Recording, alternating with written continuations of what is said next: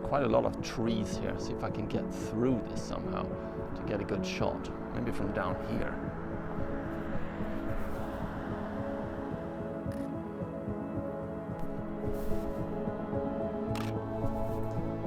The angle of the tower here is pretty much exactly where I want it in the frame. I'm out here early because I want to capture a photo reference of this just when the sun hits the tower and the mountains behind it. And this will only be used as reference when I paint it later. And eventually it will go into my animated film.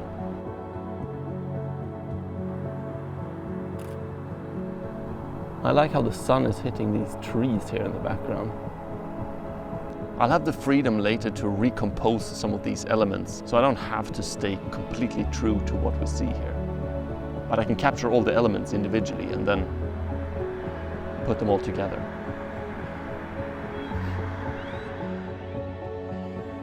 Before setting out to film this, I made a rough three-dimensional animation of what I imagined the shot would look like. This allowed me to test it in my edit, knowing that I really wanted this exact shot.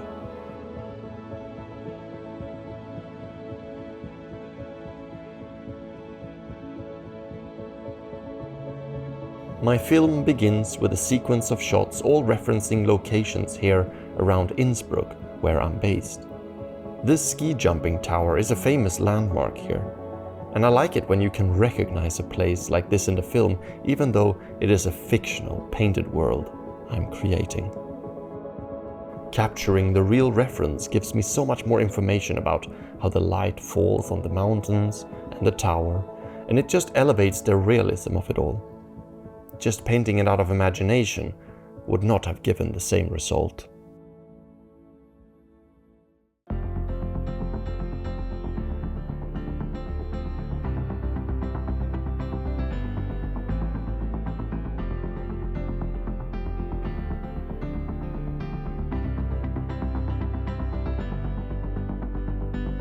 As you might remember from the 3D mockup, I intend to make it look as if this view is shot out of a car window as we drive up the mountain. It'll be somewhat obscured by passing trees, but I still want to spend my time on this painting, rendering it to a place where I feel happy with the end result.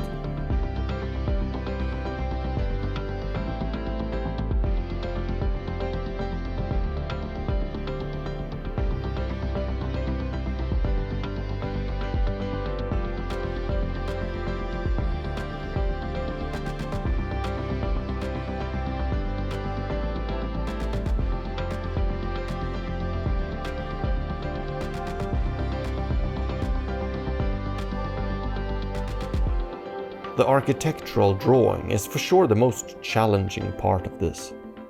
It's an odd-looking building with very unusual curved features, so I take my time refining the drawing in layers to get it looking right. With a reference like the one I captured and created, painting this goes quite smoothly.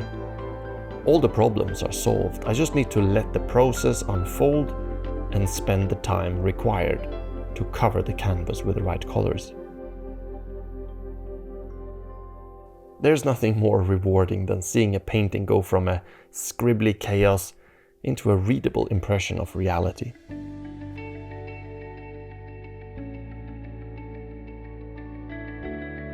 A subtle variety of hues within the midtones really takes the painting far. One might think the background mountains are painted with strong greens for the trees, blues for the shadows, bright orange for the sunlit peaks, but really it's just subtle temperature variations between different grays. Starting the painting on a muted red-orange canvas helps to unify the colors, as that color bleeds through in places all the way until the end. Since I wanted to capture this in the sunrise, that red tone really helps to transport the warm temperature of the rising sun. For a few frames in a film, that was quite a lot of time spent. But had I just found some online reference of a mountain and painted that, I would not have felt the same about it. I was there, experiencing the moment. and this is my imagined version of it.